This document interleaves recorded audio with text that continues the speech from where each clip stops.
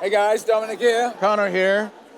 Thanks for watching the show this season, and this Sunday we've got a compilation, the best of moments, so it's mostly me. Going on and on and on. But we had great guests this year, and it'll be a fantastic sort of review of the episodes that we did, and thank you for watching. Yeah, thanks for your support. God bless you. Nanu, nanu. Ladies and gentlemen, boys and girls, Trekkies and Trekkers, welcome to our brand new show, The Decon Chamber.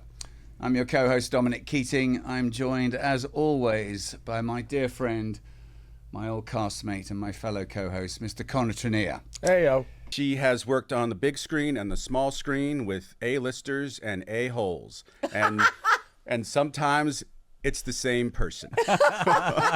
She's an enduring beauty that made the oftentimes treacherous transition from coveted cover girl to accomplished dramatic and comedic actress with the grace and glide of an Olympic ice skater. She played Laurel, the Vulcan, in Discovery. She wound up being the Chancellor of the Klingon Empire. And What do you mean Klingon? Pardon? Huh? You said Vulcan first, but then you said Klingon. Yeah. So. Oh, Yeah. well, we should keep going on this because I clearly know my Star Trek. We have got the right Peyton list right. I hope so. Lem dibby dibby thespian boys for back way now.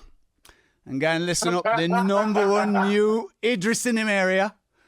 Because this boy going to be running things for years and years. And the pause. The pause was Yes, perfect. exactly. The timing was on point. Holy smokes. Wow. Oh my God. Well, I don't, Where know, do we I don't go? know where to go from there. I have so many questions I wish I could ask y'all.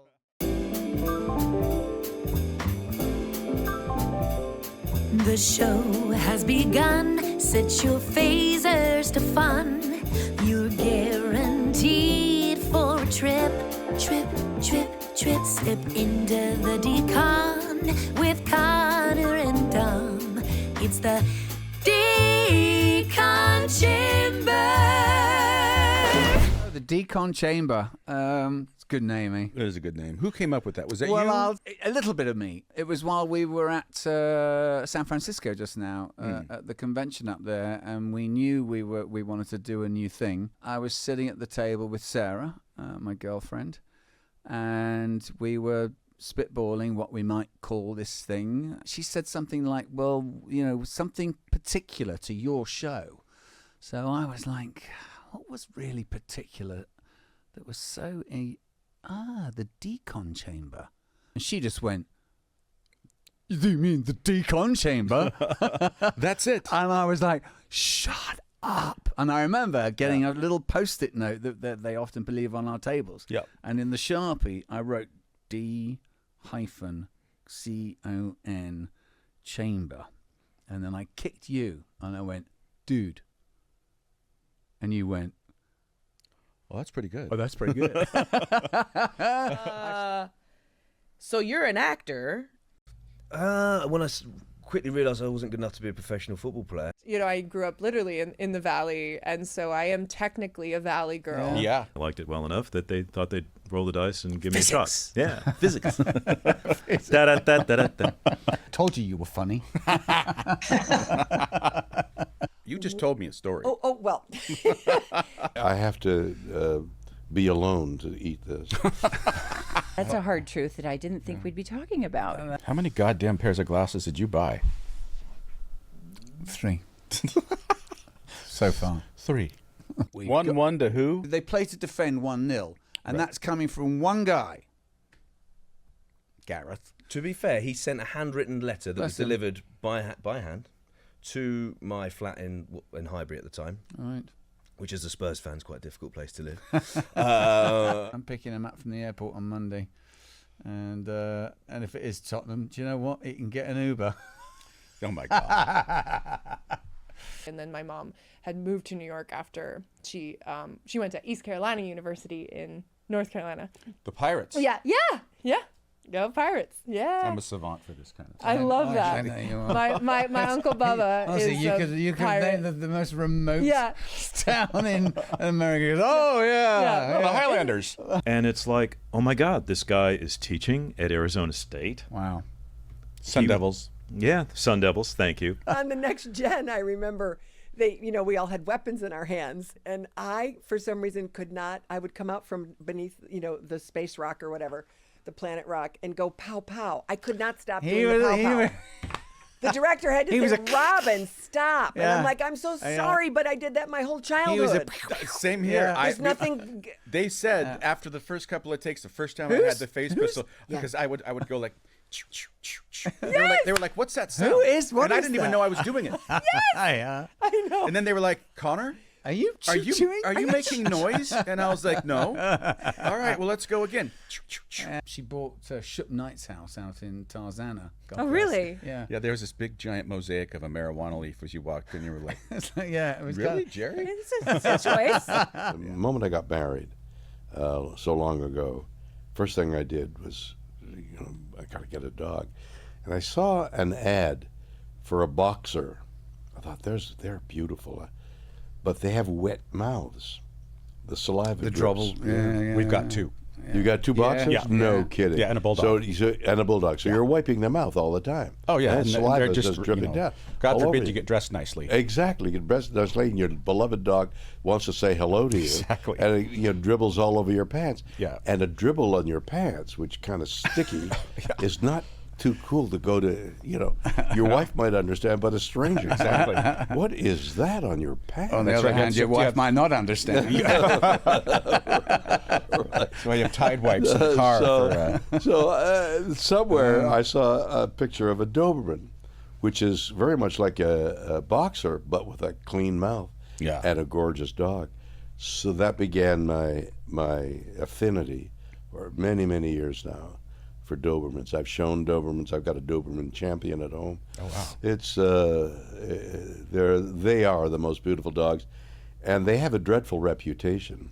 Yeah, Unfounded. Unfounded, isn't it? I mean, they're very friendly dogs. Yeah. They'll lick you to death. Yeah. And then bite you on the throat. It was that film. It was the film The Omen that really buggered them. Really, wasn't Well, it? it's a bad publicity. Yeah. They need a good public relations firm. That must be annoying that there's another girl out there that has the same name. I honestly, when I was starting to Google you to get ready for this, it was like, She's blonde. that doesn't look. I have been That blonde. does not look like her. No, it's I mean, it's not annoying because it's I've been used to it for so long, and I actually met her when I was probably 16 or 17. I was in New York, and she. Were you on the same soap?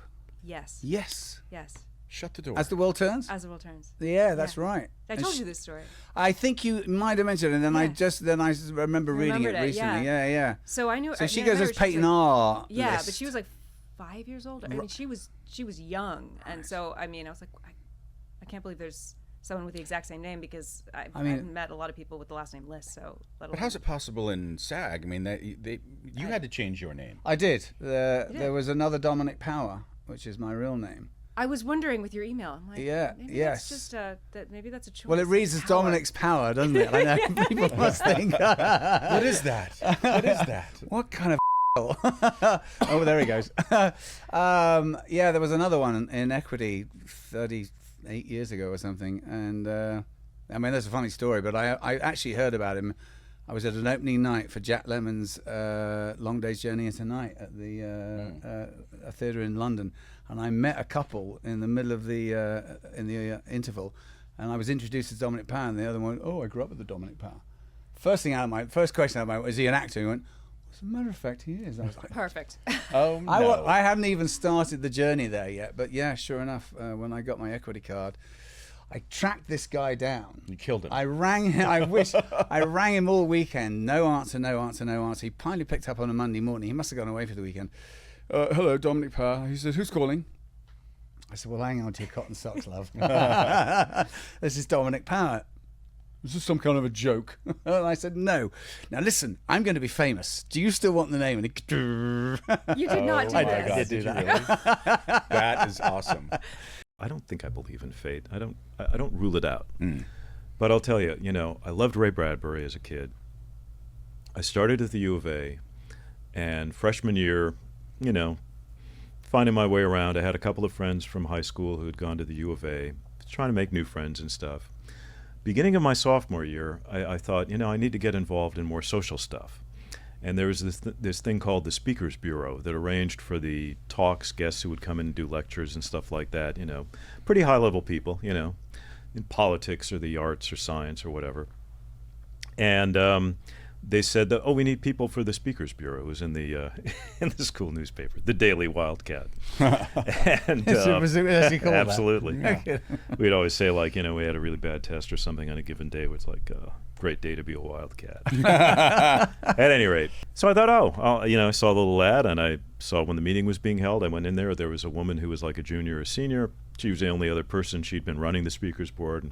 And she says, great, we've got at least one more member, And I said, yeah, it sounds like fun. And she said, yeah, it really is. And she said, I've already worked on we've got a list of people for the beginning of the semester, a few names who are going to come out and talk.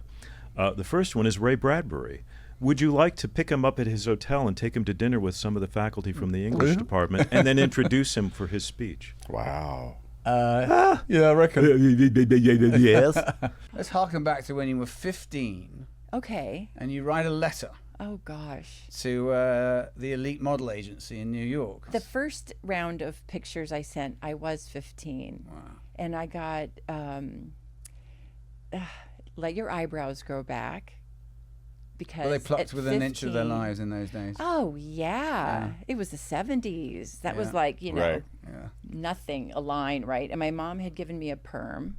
So it's like, let the hair grow out, let the eyebrows grow in. It was this true Iowa style, was it? True Iowa style. Then What sort of I don't know anything about your background. Were you farm girl? Were you? no, Oh, grew up in the city, Right. Cedar Rapids, Right. not what you Londoner would call a city. Right. It'd be like a town. Right. Yeah. Right. Yeah. Did you have a football team? Yes.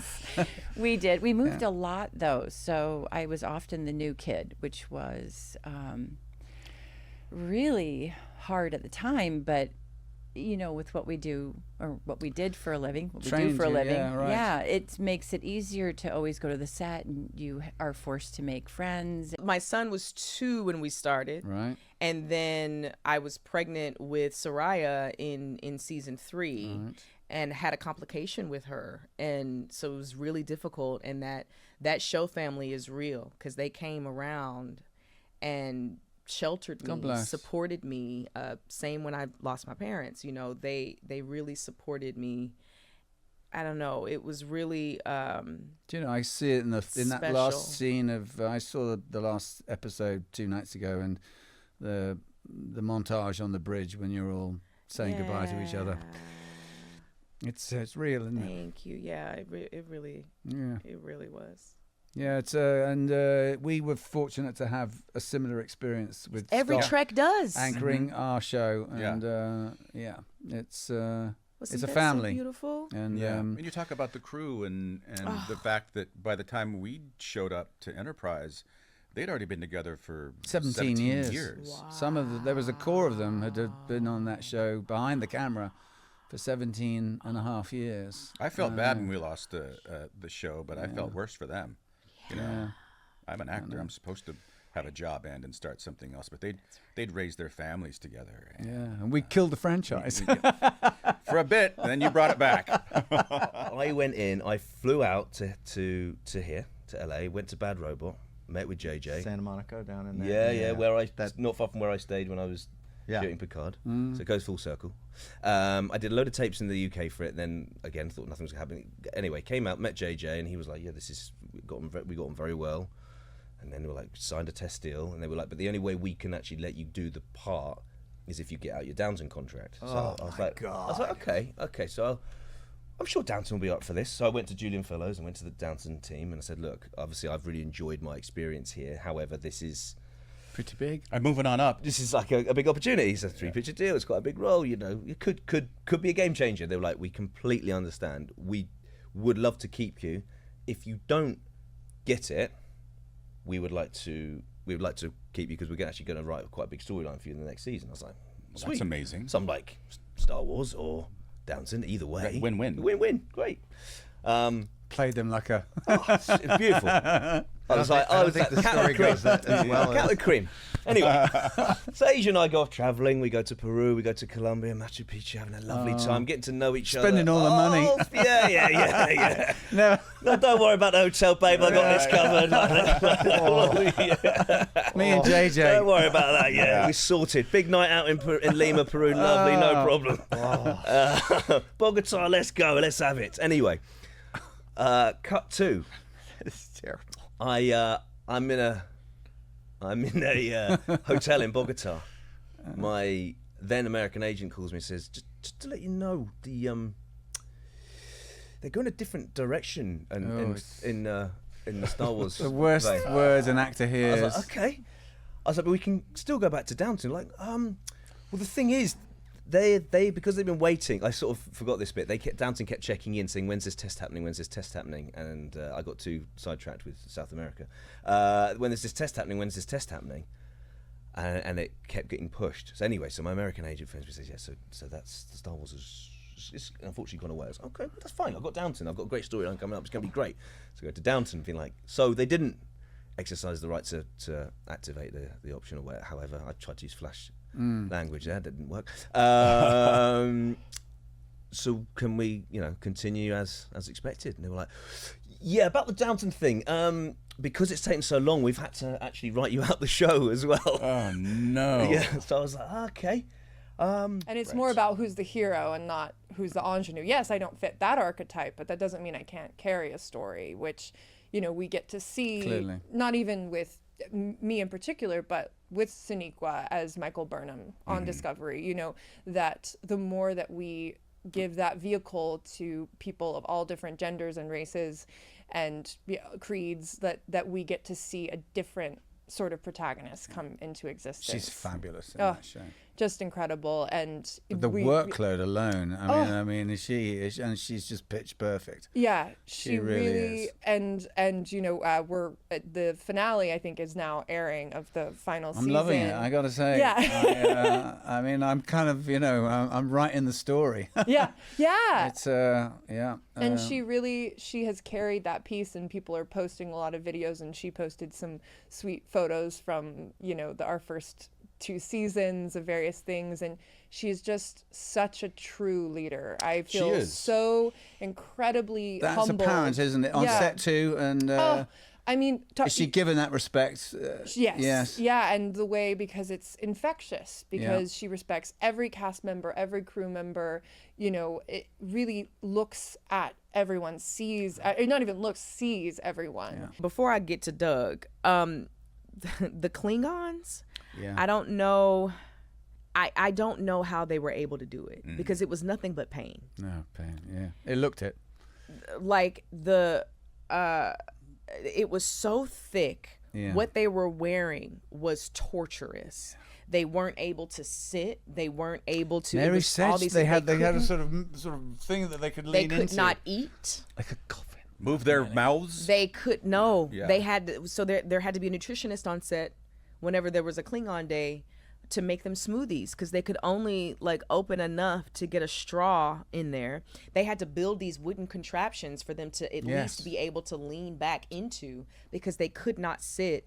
I remember Mary Chieffo explaining that if they got, it was so hot under there, it was suffocating. I don't know how they could even breathe. But she said that the sweat would go back into her ears, and there was nothing you could do about it. Right. You just had to take it. And then on top of that, the Klingon language is really painful. It's so guttural to the throat. I only had to speak it once, and my throat, I just had to pour honey down my throat, because you legit have to. That's the proper way to speak it. And that was what they were doing all the time. And then they had fight choreography, and so the fact that they were able to imbue the life. Never mind the intimacy advisor. And so the same thing, with all of the people that played creatures, with all of the people that played aliens, it's like there was always an element. Even Elias Toufexis, who was Locke in season 5. Terrific. performance. And he was in so much pain, and he would Yeah. never complain. God And the bless. same with Doug. Yeah. And when we had an episode with tons of Kelpians, that's when people really saw the contrast. Right. That's when we really got the context of how difficult his job really was, Right. because a lot of them couldn't do it. Right. They just couldn't do it. Prior to your first day of shooting, you have to have a consultation with your hair person, either in person or in Zoom. Everybody. And that way, especially for people of color, I can say to you, hi, my name's Michelle, here's my hair.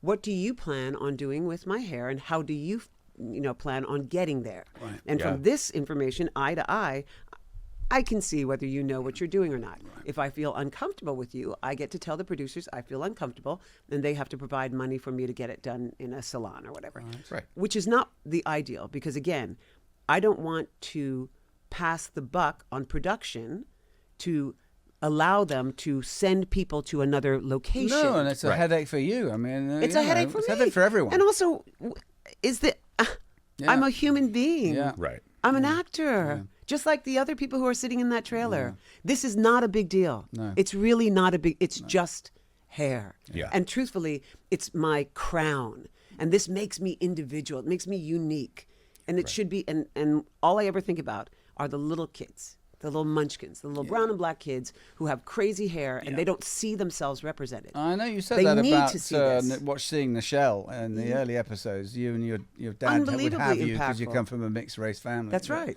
That he'd That's have right. you, and to see yourself represented there on TV. It's so important. You know. It's so important. What I discovered later, working with some well-known Shakespearean actors from England, was that they could do it. They would talk very quickly. Yeah.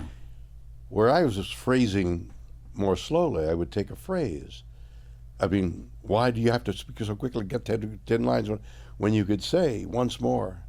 Yeah. Once more, So I just And in had- some ways, that's where the parody of your, and people do. I know. Does it piss you off that people parody your phrasing? Because I like it. No, I don't.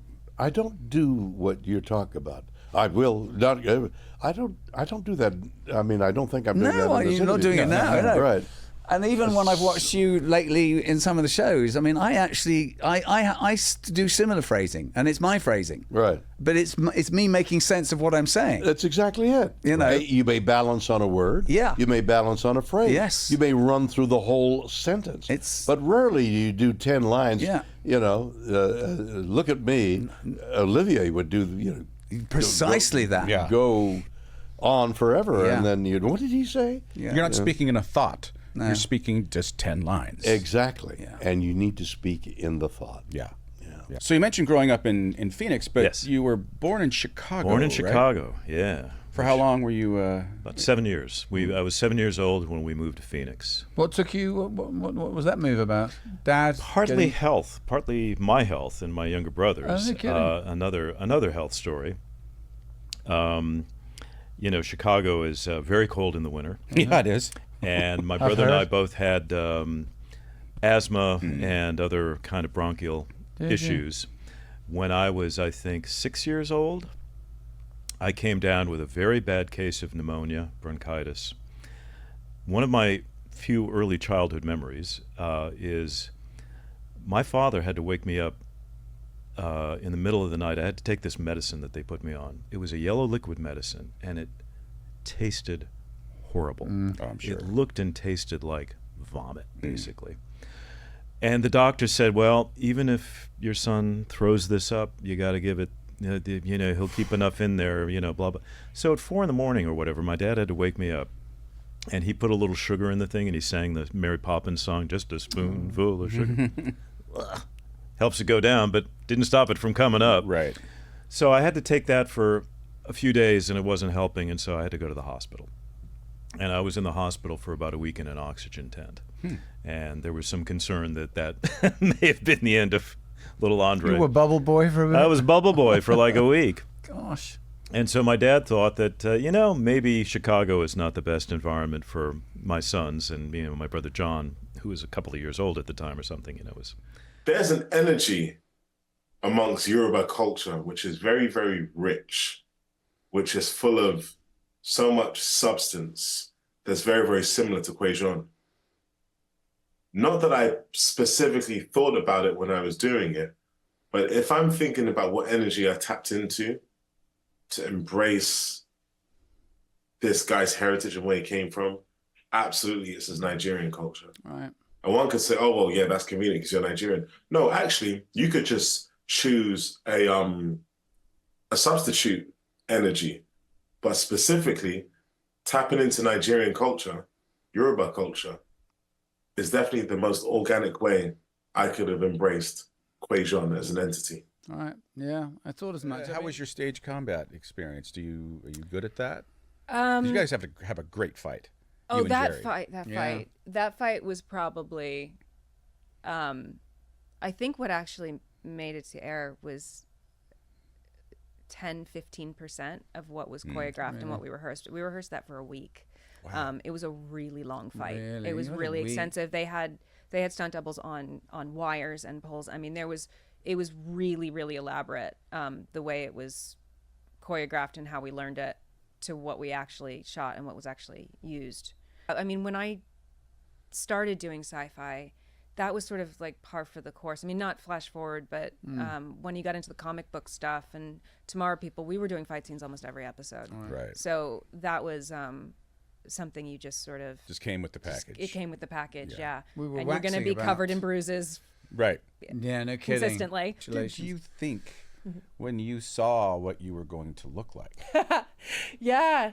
I really was reflecting on that earlier today, again, with the finale happening with Discovery, and I was thinking of those first few moments. we had seen some like sketches or like, you know, that kind of design and knew, obviously, as everyone ended up noting, how alien they looked even more so than past iterations.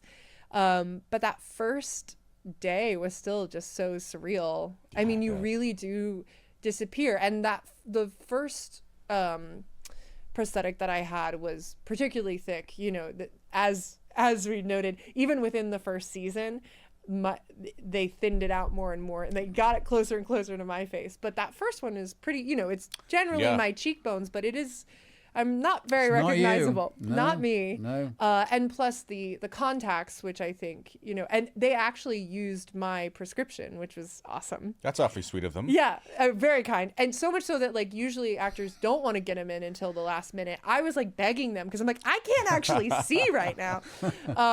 But the way those kind of, you know, illuminated her spirit and the teeth and the armor too. I mean, that informed the physicality so much because your movement is what it is. Yeah. It's wonderful. I kind of love it because here's the thing. I said this a while back. When I'm on set and that camera is in front of me, in that moment, I am the most important person on that set. I'm also the least important person on that set. Right. And most important person. Why? Camera's on me, and it's this guy sharing his story through his eyes. Right. Most important. Least important is while that's happening, our man is looking at his watch thinking, man, don't F it up. I want to get to lunch. Yeah. Because I'm more interested in having lunch, with all due respect, than watching this scene again.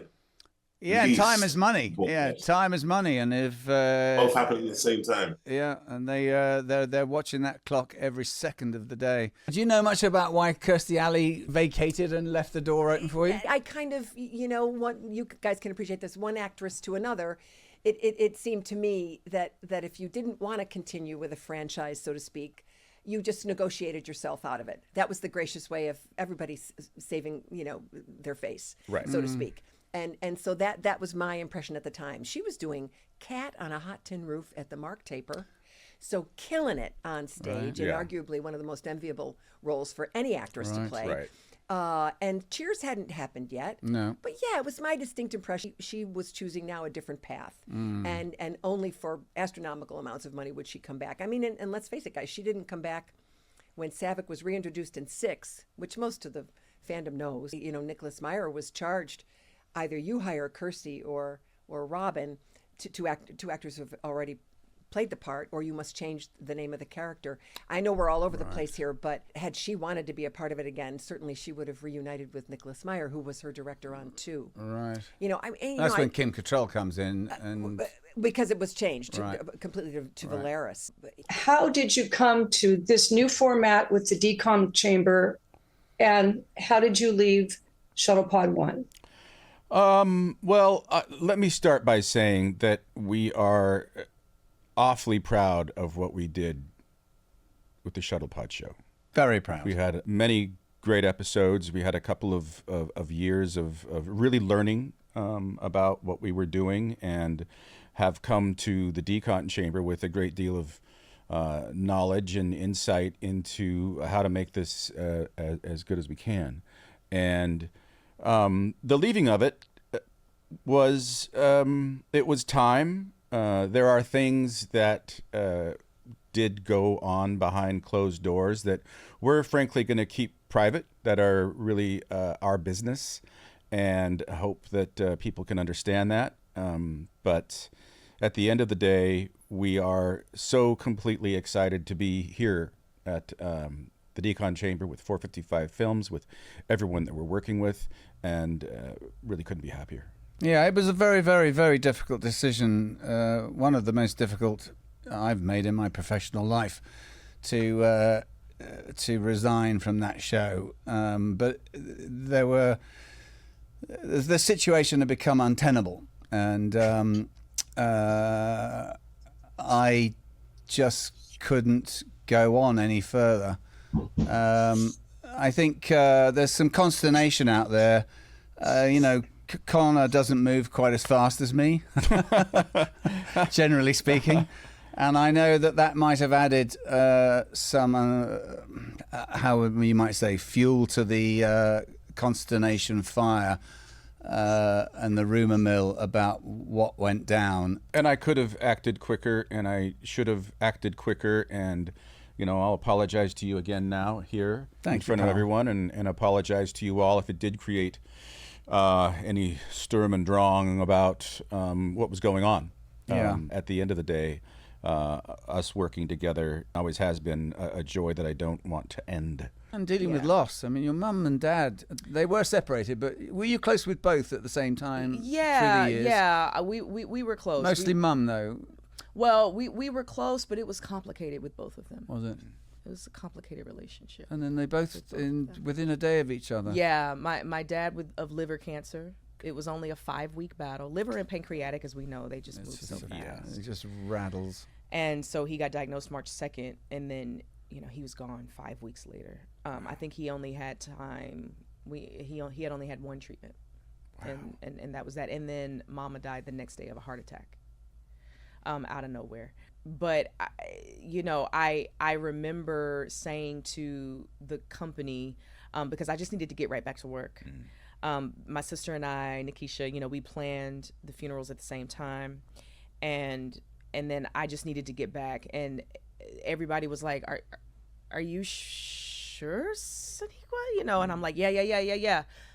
You want me to come to set, like right from the airport? Because I can't compartmentalize this here." Exactly. So it's like, yeah, let's just get the season done. Like, let's go.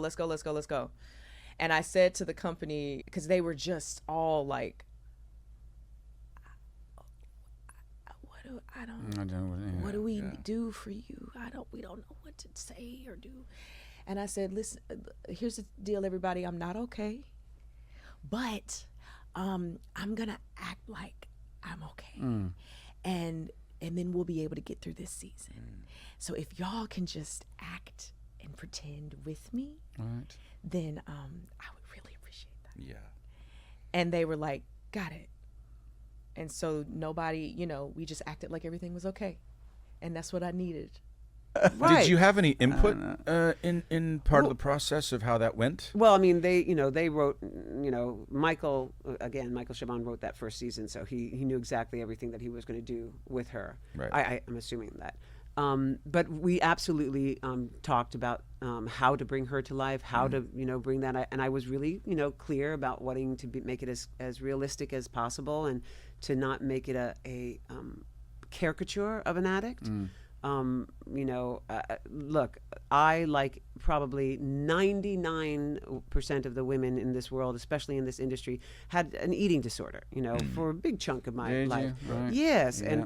And I always say that when you had an eating disorder, you have. That's crippling. An It eating really disorder. is. It's crippling. You're never will done. Never. I will always have an interesting or complicated relationship with food. Really.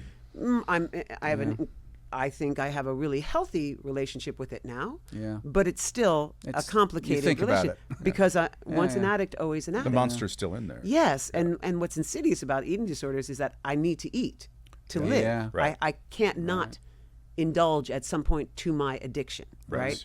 So that's incredibly informative right there. I've got a lot of information of how to apply that to this character. I mean, talk about walking on eggshells and things that can trigger you and spiraling back, and what that does to your self-image and to your psychology, and Oh, all of that the stuff. guilt and the guilt, and, self-hate. yes, the self-hatred, and the overcompensation the other ways. Like, why does Rafi, get so focused on something, and when the she's obsession she suddenly, becomes obsessed yeah. because it's the only thing that she can focus on outside of her addiction. Right? Yeah. It's the thing that she can hold on to. Like Right. these, there's people who need me. I'm going to do that. They need me. They need me. Right.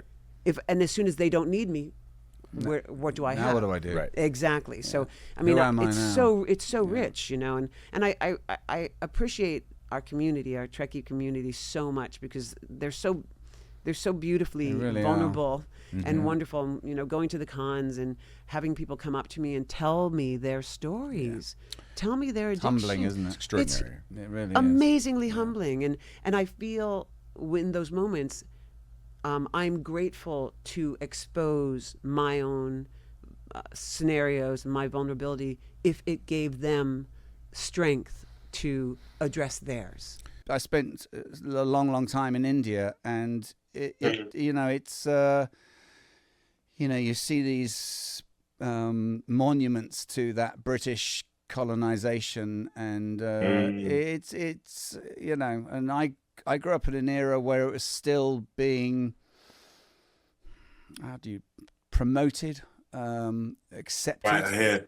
I was born in '61, and so when I went to India, saw the gates, the Victorian gates in Mumbai, which we then call Bombay.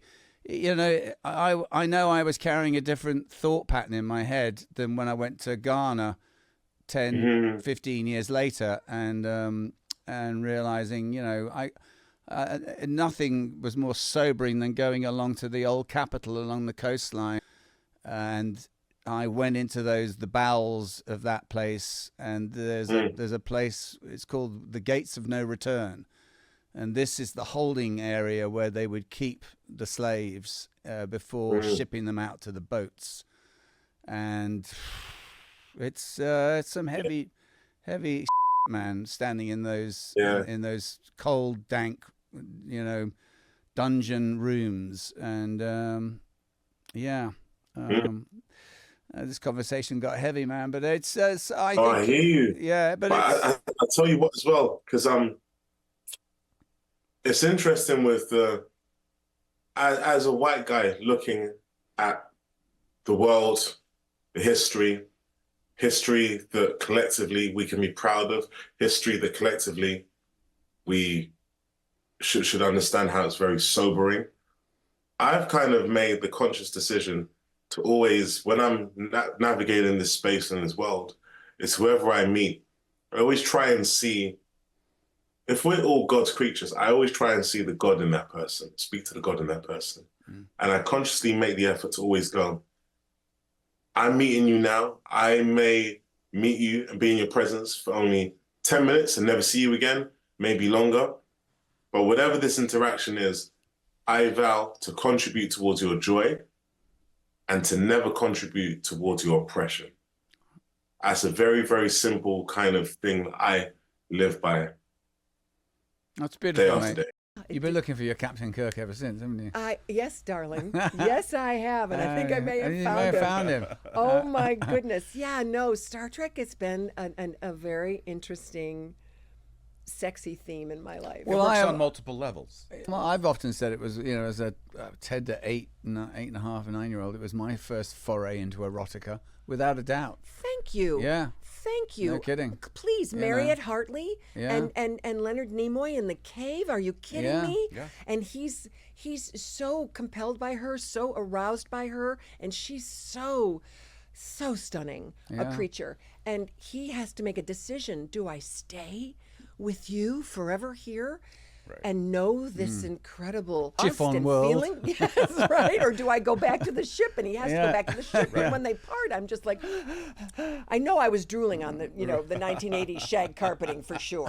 Somewhere along the line. No, it was 1960s. It was the 1960s, right? I was all of 10, 11, 12 years old. Right. Prepubescent and all hormones humming. Yeah. And this works. Quite impressionable. It's still sexy to me. Was there an intimidation at all, or was he's an Patrick actor's actor, isn't he? Yeah. He's a total actor's is, actor. isn't he? But you don't know that when you're walking into No. the space. You sort of like, Mr. Patrick Stewart's right there, and you're. I remember seeing him when he was at the Nash, and he was, he was a 500 quid a week guy at the National. He'd go to work on his Norton, and he got to play a couple of parts like Polonius. But Yeah. Yeah. Now he could not have couldn't been have been nicer. nicer. It's exactly who you want him to be. He was generous. He was kind. I remember he said, let's go into my dressing room so we can run these lines because I need some help, and you're like, an oh my actor's God. actor. Yes, sir. Yes, and I'm trying so hard to be calm, and and you just feel like everything. What's my right arm doing right now? Right, you're like, why is it moving? Why does now. it keep moving? But he was wonderful. He was Just hold the spear, yeah. Yes, right, just right, and game, and he's so, as you guys He's good know, fun, isn't he? He's great We've fun. met He's him got a backstage at wicked green sense of rooms humor. for conventions, and he's a good laugh. He's a good laugh. Yeah, he he has is, his, yeah. in fact, he can tell some jokes that you can't tell on. Yeah, Yeah. yeah. You're like, front of a oh my microphone." gosh, yes. Is that Patrick Stewart? Did he just say that? He's great. He lived his life with such integrity. He was out with his sobriety, and then out. Was he sober when he was shooting your film? He was. He was, yeah. He was. In fact, I think he's also quite verbal about his sobriety. John Larroquette was in the seats, early in the morning getting the makeup done because he was in 3 as Christopher Lloyd's character, Worf. No, not Worf. What am I saying? Krug. Krug's lieutenant or something like that. That's right. And he, oh my God, John would tell stories about his insanity. He would do an entire episode of a show as a guest and not remember it. Really, just like off his face. Cray. Wow. Yeah. Yeah, so he is a lifelong, magnificently sober human being, and I believe he and Leonard may have had a connection there at the time about that. But yeah, Leonard with the COPD and like Yul Brynner many years earlier, don't even take up this wicked habit. My mother died from COPD. Did she? Yeah. Rodney Dangerfield then. Oh, What a gent. Was lovely. Was he lovely? He was. I was so nervous to read for that movie, and I didn't know he was going to be sitting in the room when I came in. And there were a lot of parts. We all go through our morphosis of becoming actors and feeling confident and getting a handle on what it's like to audition.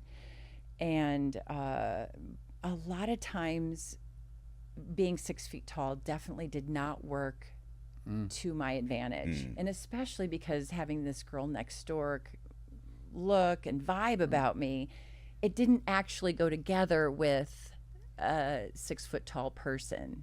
It goes together more with a more demure physicality, maybe. Yeah. So I was feeling like, I don't know why I'm in here. This is going to be a disaster. But the director was short, and he was married to a tall woman. And he mentions this in the interview. And then in comes Rodney, and he's sitting in there, and I'm like, oh my gosh, I'm really such a big fan. And I used to live across the street from Dangerfields in New York. And I tell him this. Oh. And his hair is snow white, all snow white. And suddenly I find myself in my body going, okay, do that exercise where you're I look at the pencil. And as they're talking with each other, I'm like, close your eyes and visualize the pencil. There's the rubber, and how does that feel? And I'm doing this whole Very Stella Adler. Yes, Yeah, and right. I was You in took her class too. too. And that's exactly what I was doing. And then he asked me, I don't know, he asked me something about that, and then I explained what I was doing. He said, "Terry, you're going to be fine. We're really happy you're here." Patrick adored Ed and was legitimately challenged too in those scenes. I remember he would say, he's like, I think I've got to up my game here. Like he's That's what I mean when actors rethink- sniff each other out. Well, it's Yeah. the listening thing, right? I mean, it's all half of it is listening to the other. And Ed would lob these sort of deliveries and some of these lines that were like, Didn't see that coming. Right. yeah, and with an intensity or a surprise thing, and Patrick, being the actor that he is, would hear it and have to react, as opposed to that doesn't always happen. You know, sometimes you know exactly how the other actor is going to do a thing. Specifically that scene, I remember with the two of you in the brig. It was the moment we all saw it and we're like, oh my God, this is going to work. Also, we didn't know too, because we didn't have a chemistry test. Like, who knows? Sometimes you get two people next to each other and you're like, "Bah." But it was perfect. And you looked enough. We should talk about Gates too. I mean, Yes, it's I was like gonna. you're not just the son of Picard. You're the son of Beverly Crusher. And that chemistry There was some very tender scenes between you and was so Gates. wonderful. And Gates just embraced you as a son in so many ways. We're all gonna have dinner tonight. Right. But the it was special from the very beginning. Yeah. All I had to do was tell a story as best I could. Good storyline for you. I mean, it was terrific. He's such a sort of maverick character, and man, you got to wear some damn cool gear too. I did. Yeah. I did. I mean, you look. And I was the envy of all my peers. I bet. Because I had like pockets in my costume. And you know, typically with phone. uniforms, there's no pockets in space. There's no pockets in space. Only zips.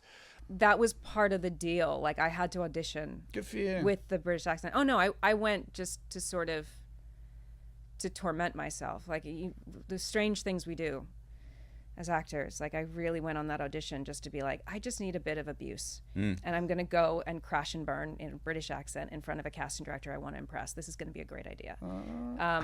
So yeah, Full of confidence. full of confidence. Not so much.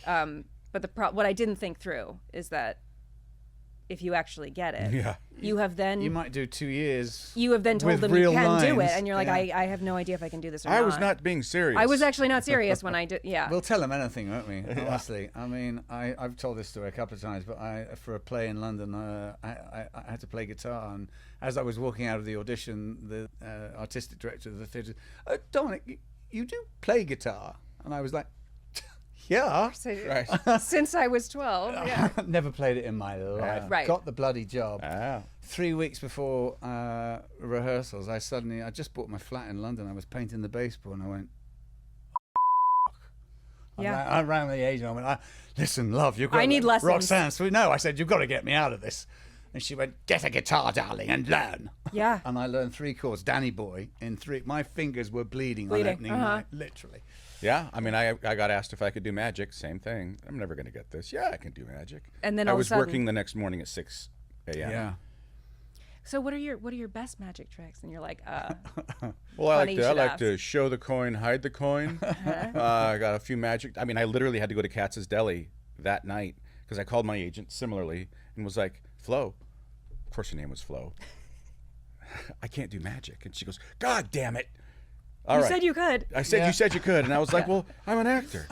So she says, Can "All you right." ride a horse? Of course, do magic. I lied about that one. Yeah. Yeah, that one came to bite me. Of course we do. Yeah. They must know that. With building the dialect, I knew, I watched all the previous versions of Klingons and always loved there's a heightened element to all of them. There's a Shakespearean, well-spoken quality, but a lot of those were from, many, many years in the future.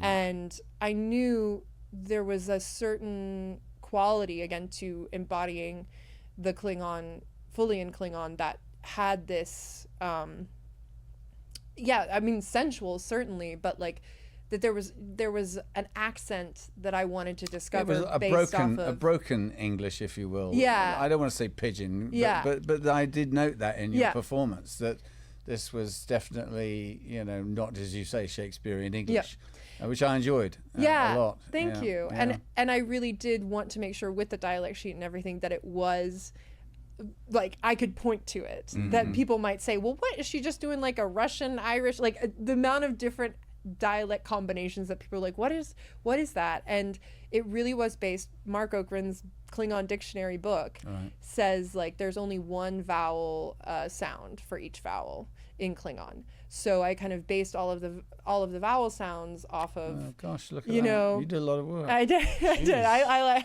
It really wasn't necessary. No, it really wasn't. But I loved it. No. But it is funny because I pull your leg, love. I love how you asked this question, because it doesn't get asked often enough, because I think people underestimate how much goes into it. When we're like commanding the ship or at our desks and hidden buttons and programmable matter and what have you, one of the VisFX guys will kind of take us through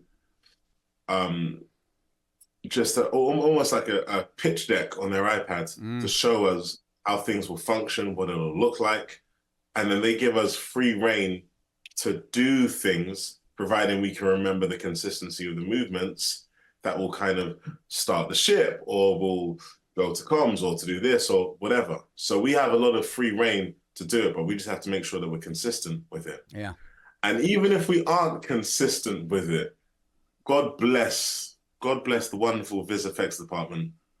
Even if we're freestyling, when it comes to the edit, they will make it look like we know exactly what we're doing, even though our movements may have no real kind of specific movement of quality, but they'll make us look very, very, very good. How many do you have? Horses. How much money do you have in the bank? No, seriously. No, I really mean it. How much, what is your checking account? How much have you got in your check? It's $80,000 or $90,000. 90,000? Can I? Are you looking to sell a horse? I was going to say. Sell a horse? You don't. Which old nag is that? You don't ask anybody how many horses they have. You don't? No? Oh, is that a non Those are delegate? well, yeah. Is it? It's like, do you wear your jeans inside your boots or outside your boots? I leaned into all of that. I leaned into it hard, and I was very expressive. And so, and I would tell my stories in those waiting rooms I mentioned to all the women friends, and they would be like, over the years, you got to write that down. Like every time I came into a waiting room, they're like, okay, what's going on with you? Who are you dating? What's happening? Tell us the story. Right. And I'd have some crazy ass story about my love life. And I started to write it down. I did question who would want to know about that or whatever it may have been. And it turns out, I had something to say. I did have something to say. And I did have a story to tell. And I've done it at the conventions, believe it or not, at midnight at Dragon Con, in the bowels of the hotel kind of thing. And people went ape. It was a lot of fun. Fantastic. But I'm shy about it because it's so, I tell the truth. I speak very frankly about every aspect of sex, sexual STDs, infertility, having babies, not having babies, adoption, marital sex, oral sex, all of it. It's all there. When are you doing it again? I know, right?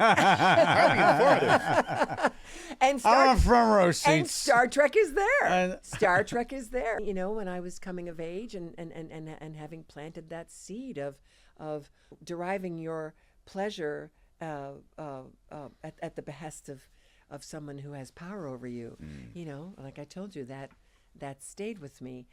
We women, we have a whole Rolodex. We've got floppy disks up there, guys, with all sorts of on it. Yeah. Right. We don't discriminate. And and when the moment comes, you're like, flick. Oh, maybe that one. No, maybe this one. There we go. Yeah. Woohoo! And I don't know what you men do. We have one. But you have one. We have one floppy disk. And on it, And sometimes. and on it is what do you want to do? Right? Well, isn't that sweet? It's not But- good when it's all floppy, though. What? Oh, not good when it's all floppy. Oh my Two goodness. floppy disks. We've just descended. Right. It's all over. That's our show. I was watching the DS9 documentary, and Ira said that he didn't give himself a tick for bringing that show front and center into the modern world of that kind of relationship. How do you mean? Well, I don't know. He didn't think that Deep Space Nine did enough, that they could have done more, that they could have done more episodes like that. They could have, they could have made Garrick a gay man. Well, you know what? But they made a big deal about it. Steve Oster brought me the script at the end of work one day and said, I want you to read this and take your time. Let me know what you think. We want to make sure you're okay with everything. And of course, I'd never had them say that to me before. And one of the reasons I wanted to do it was because of the hidden messages within our fabulous sci-fi world, that we tell stories that people aren't comfortable with in another format. And so, of course, I don't think I finished dinner before I finished reading it. I was so excited to read it. And I called him and I said, yes, yes, yes, yes, yes. But, you know, when it aired, the affiliates started preempting it. They did, didn't they? So that's another reason why. So it's almost like a ghost. You can say, oh, I wish I would have done. But you have to remember you're in a different place today than you were back in the 90s. And even on Ellen's show, when she came out and she kissed someone, they made a joke about it. Yeah. When Brooke Shields had her show, two girls kissed, they made a joke about it. I was But watching some our Becca this show- morning. I mean, they made a lot of jokes that you just go, yeah. Yeah. It's just, you know. And that's why it didn't do well in syndication. Right. Yeah. Yeah. I had to make a choice. It's like, am I going to pour everything I have into Burnham and come home after, you know, the 15-hour day? Because it was 18 in the first season, and then they enacted a rule where we could only have 13 shooting hours, and then after COVID, it was 12 shooting hours. Right. So it went from, 18, 20-hour days to just, it was always like a solid 15, hour day for the most Which part. is not nothing. Yeah. Which is still like 75 It's hours not a week. 18, but it's it's not nothing. Yeah, it's still, You know. you could round it up to 80. You don't It get sort your of life feels the back same. still. No. And I would be like, well, I'm not going to go home and work on this. I'm not going to get up before my call time and work on this. I'm not going to spend the weekend to work on this, because that's when I have to be a mother. That's when I have to be a wife. Lord knows. So then I would go to the chair in the mornings, and a lot of times that would be when I would get a lot of my work done. Because I chose instead to be with my kids last night. I chose instead to be with my husband, and I had to make peace with that. Yeah, I'm not You sure. I have know? to say, that all makes my tummy tight. That as an actor, Yeah. you're setting out onto the stage, and I'm like, damn, I should have studied last night. Exactly. And it's Yeah. like, but I had to be like, well, then when do I live? When do I That's be- the question yeah. I had to ask myself. When do I live? Right. Getting middle of my second semester, and I thought, nothing seems to be going on with this agent. I'm going to give her one more shot. I'm going to call her one more time, and if I get the same answer, I'm just going to say, forget it. She can call me if something comes up. I'm not going to keep chasing this. I'll keep writing for magazines. I'll work on some more science fiction short stories when I have the time, try to sell something to Analog or Asimov's or whatever, So I pick up the phone and I call Carrie and I said, hey, Carrie, just checking in, wondering if there's, any opportunity for me to go pitch at Star Trek. And she said, oh, yeah, I actually faxed them some of your story ideas and they passed. And I'm like, you faxed them? Well, you didn't tell me. She sounds like an amazing agent, I have to say. Well, I'm still with her. So I'm like, how do you think I got so far? That's right. So I am literally about to hang up. Making a phone call. Yeah, literally about to hang up the phone when she says, oh, but they're looking for a new science consultant. And I said, what's that? Oh, she said, they have a guy on staff who has a background in science. I think he's a physicist. He's actually one of our clients. But he's just got promoted to the writing staff, and they're looking for somebody to replace him because they found him to be very valuable. when they were writing these stories with all of these high concept science fiction ideas and all of the so-called technobabble, all this terminology, and most of the writers, they don't really know that stuff. And she said they want somebody who has both a science background and knows how to write and knows how to read a script, which you obviously do, and knows the show. Bada boom, bada bing. I wasn't always able to be on set on days that I wasn't working, but anytime I was there, sometimes I'd be there for like 3 weeks, sometimes I'd be there for a month, sometimes I'd be there for 5 days, but anytime that I could, you know, go and walk around, and most people would be like, oh, you're tall, are you married? You know, like that was usually kind of the giveaway. I was like, yeah, that's me. But yeah, I really did try as much as I could, especially with the crew too, because I didn't get to interact with them as much because I was having to confine myself. But back to Sonequa being such a great leader, I think she had an awareness of that for those of us in prosthetics, and the fact that, you know, there's this whole Klingon plot happening, plus all this Federation plot. So it was easily, I could have never met half of the cast.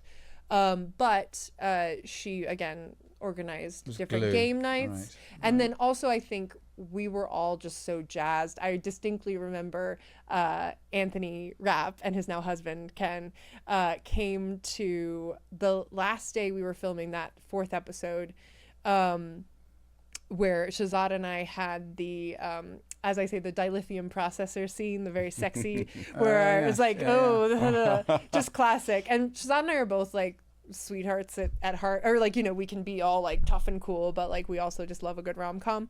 So we really liked playing that energy. And I remember we were moving through it, and it was also very cool because we're speaking only in Klingon, and no one else on set speaks Klingon, and yet we could feel everyone being present with the subtext, because it was a very subtextual scene.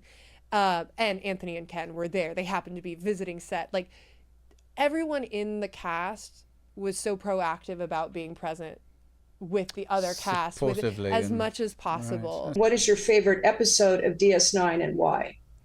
I like Deep Space Nine so much, in part because I think the cast was just so mightily talented, and they're just a joy to watch. And I would say that my favorite episode, Avery directed it, and it's Far Beyond the Stars, where he's a writer, and he's unable to, because of his race at the time, be successful. It's an incredibly powerful episode. It is. And you know the story, and when he goes to pieces at the end, and it's documented. I mean, it took him a while to come out of that acting, you know, K-hole that he had went to, on account of the storyline.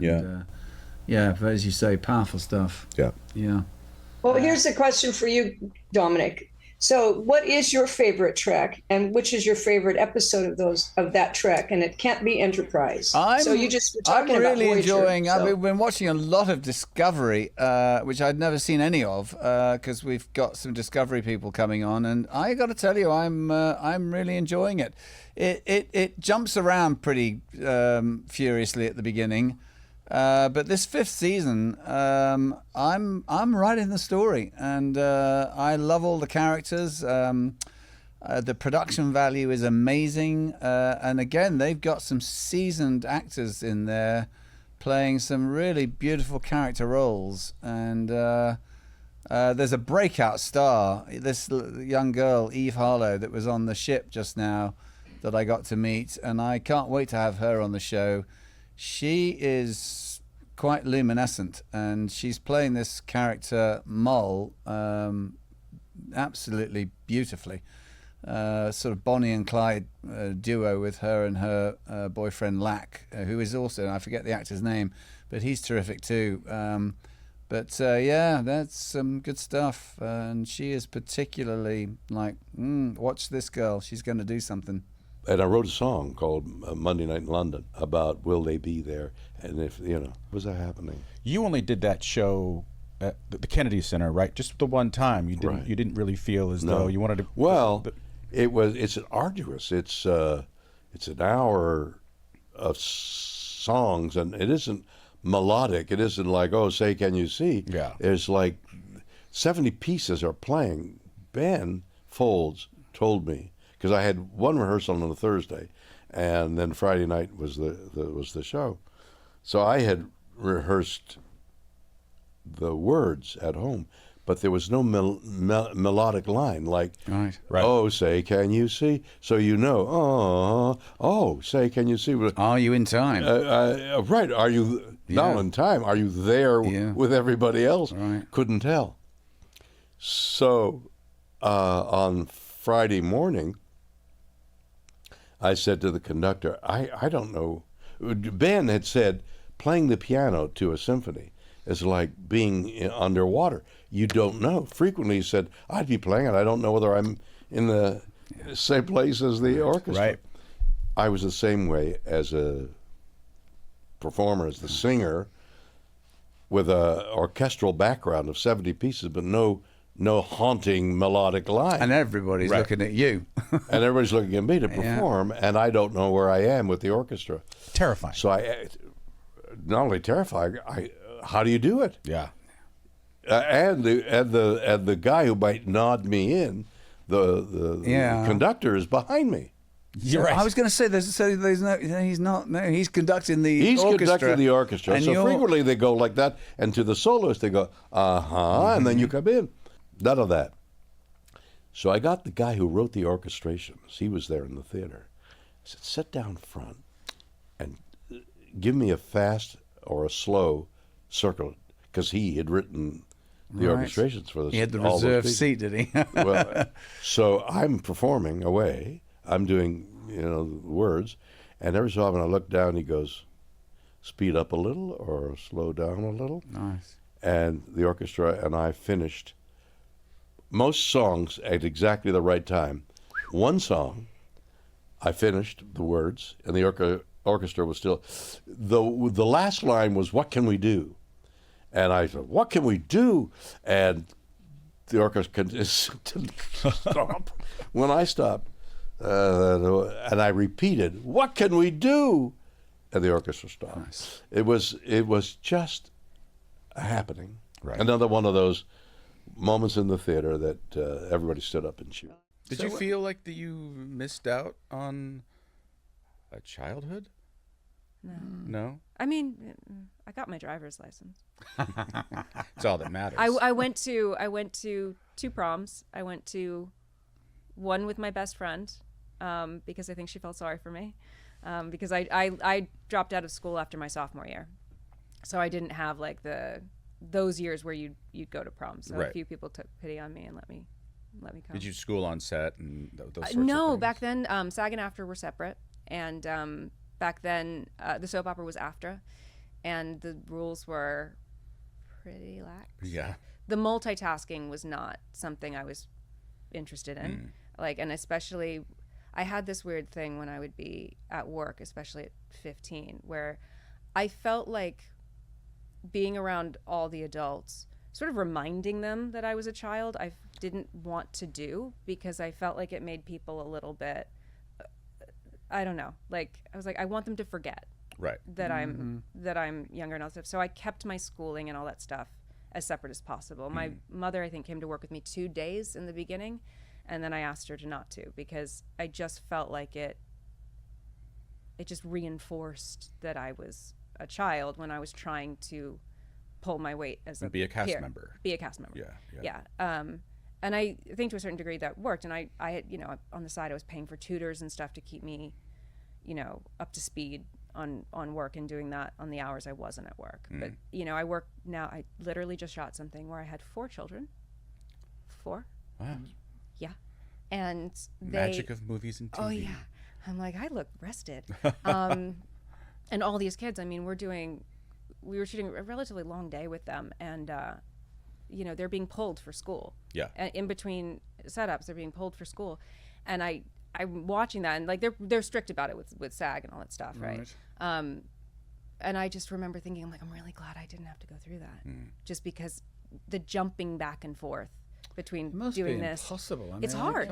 Okay, this was last spring. last spring, May, for FedCon. Right. I was in It was after Frankfurt. FedCon. That's Yes, right. and I went Not from Frankfurt to Dubai, Sri Lanka, and I was in Sri Lanka for a month. Oh, Wow. Yeah, it was amazing. Was it silent? Were you able to talk or anything? Was I kind of wish it was silent. No, it wasn't, and it was, to learn to teach, and it was so hot and hard to focus. Because it was hot. Because it was in there, no air conditioning, Right. no windows, but weirdly you start to adjust to it, and monkey troop that would go through the property every day and at dawn and at dusk, and monitor lizards roaming the property, peacocks, which reminded me of childhood because we had a little zoo in Cedar Rapids, Iowa, in Beaver Park, and we had a peacock, and we lived, I would say probably 5 miles from there, but you could hear the peacock from our house. And so when I heard the peacocks one morning, I was like, oh my gosh, I'm having this weird throwback as I lay naked in sweat with a mosquito net doubled on the top where you can't really feel the ceiling fan, thinking, and I asked for this. Yeah. We really fought hard. We were fighting for the 160,000 members, all of our categories, to have a living wage. This sacred art form of storytelling, acting, has been around for centuries. It's what keeps us all united as humans. It's the backbone of humanity, art. It really is. Storytelling, paintings, sculpture, dance, music, acting. It's how we connect. Doesn't matter the language. We can feel something. You can walk and see a piece of art. All of us, different languages, different religions, different shades, shapes, sizes, the whole thing, and be impactful. It connects us. And the fact that this becomes such a monetized industry, and it's not about creatives anymore. It's about corporations. It's about Wall Street. It's about a portfolio. And back in the day, sure. Back in the day, in the studio days, there was the casting couch. There was problems there, for sure. But they were creatives. They wanted to create. Yeah. They weren't coming out of business MBAs. They were not coming out of, right. GE wasn't owning the companies. Exactly, which they are Amazon, now. right. Yeah. And, that's what we really found when we were in those rooms. They were not interested in quality of life issues, turnaround time, meal penalties, mileage. Mileage hasn't moved for decades. Right. Which is insane. And gasoline, of course, is It's. It was bottom end for them, I imagine. It was they for us for SAG-AFTRA, they wouldn't allow it at all. We couldn't move anything. I have my fingers crossed that the Teamsters are able to move it, because for them as well, it hasn't moved in 4 decades, and that is literally how they make their living, driving. So, one of the things I hope our artist community understands is that the negotiating committee, SAG-AFTRA, the members that they have voted on to this, this very serious position, fought incredibly hard to get every gain that we possibly got, every inch. I mean, we fought incredibly hard to get 6 pages for our self-tapes in Colorado. They still push back. We had to settle at 8. We don't want 8. We wanted 6. I have to say, it's galling. And then it's galling. And then you get the call or the email. We only want to see the first scene. After you've done the work, I know it's insidious. It's insidious. So, there's just no respect, is there? Little respect from them to us. Yeah, none at all. None. I don't think so. No. It's really interesting because a lot of people have come to me and been really upset that we ended when we did, and it was bittersweet. It was shocking, and but there was a sense of peace. I've talked about a lot. I definitely felt it, but I'll say to them, the landscape of TV has changed. And having 5 seasons today it's totally different. It's huge than the And we were shooting 26 a season. Yeah, for come 2 on. seasons, 3 seasons. It was it's like we went way down. unending. We were at 10 by the end, right? And right. And so you shot about 62 episodes or something? I think it's 64, 65 maybe, yeah. Something like that, yeah, because it was 15, 14, 13, 10, right. 10. Is that right? Yeah, something like that. Something like that. 15, 14, 13, 13, 10. It's a good run. Is maybe what it was. Yeah, no. Yeah, and so it's like, man, you know, of course it would have been great to go 7. We certainly were expecting to, but you know, but we had a heavy load to lift, and I think we lifted it well, and we, you know, we always just wanted to do it justice, you know. We wanted to make y'all proud, you know. and everybody else, right? And you did. And you sure did. I mean, I have to say, God bless. I don't think Connor Trinneer could have sat in this chair at 9 a.m. I'm sorry, Con. He's going to. I have to. I say, I woke up this morning. and was like, oh, let's warm up, baby. He's going to have, you know, Agella's been awake for 8 hours. He's going to, you have me at a disadvantage, sir. Did it. I tell you what, because I did do the math of the time difference, and I looked and I thought, oh, early doors. If Dom's going to be in the studio for 9, then he would have been up by at least 8 a.m. Oh, I was 7:30 6, darling. a.m. I was up at 6 to warm this body up. Yeah, and no, I'm impressed, man. Thank you, Because mate. you don't look like morning. You look like late afternoon. You look like a 2 o'clock. Bless you. I'll take it. You look like a 2. What do you feel like? Is there anything else you guys would like to add? We've gotten some great questions here. There were We've some kind of great run through questions, most of them. and thank you for all the questions. And really, we just want to say thank you for your continued support. And you know, we really hope that you will enjoy what we're going to be doing here at 455 and the Decon Chamber. We love doing it, and we really do. And I just hope that you're entertained by it, and that you can find it in your heart and pocketbook to support us. Because with those two things in place, trust me, this show can go on for the 5 years we're talking and about, years yeah. and years. And yeah. I just want to thank everyone who has come along with us. And if you do, in fact, like the show, share it with people. Yeah. I think it's worth being shared, and the larger audience that we get, the better things we can do, and we're looking forward to that. You know, we're kind of starting over, folks, and there are, you know, growing pains in how that goes, and we're all pushing the ball forward and being very, very positive about our experience, because it's a blast. We're having a very good time. I hope you can see that. And I think we've, dare I say, if I'm going to blow our horn a bit, I think we're better.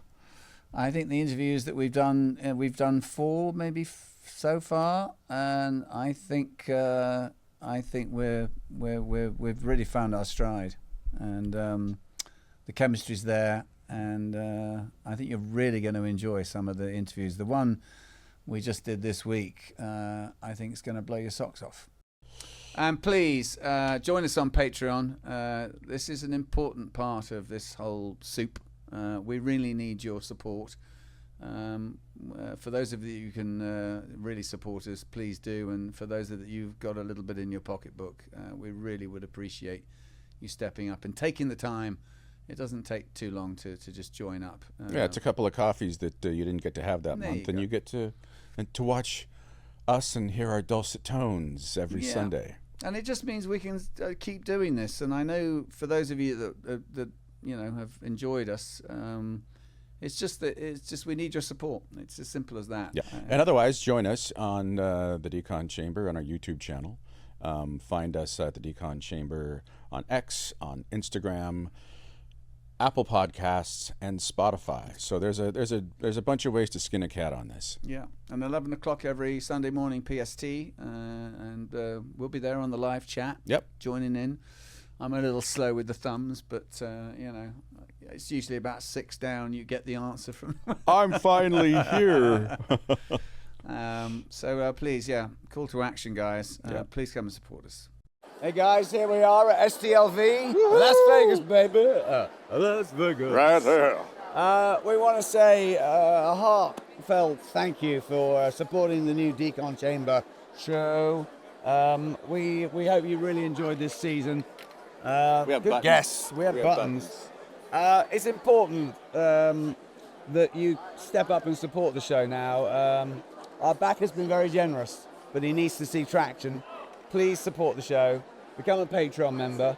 You can find us on the YouTube at the Decon Chamber or patreon.com/ what is it? I used to know Decon this off Chamber. by heart. Decon Chamber. Spotify, Apple Podcasts, and wherever else you find them. That's right. And thank you all, and please join up.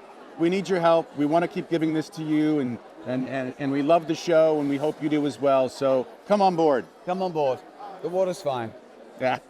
Nanu, nanu. He bites.